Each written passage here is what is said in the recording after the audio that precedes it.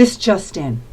A new collective has just announced responsibility for thousands of birds falling dead from the sky around the world. It's the pigs. PFV, or Pigs for Vengeance, claims this is retaliation for the popular human game Angry Birds.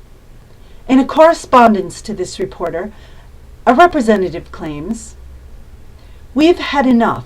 I mean, what did we ever do to them? Take a few eggs? So they kill us? Okay, if that's the way you want to play." No comment yet from the birds.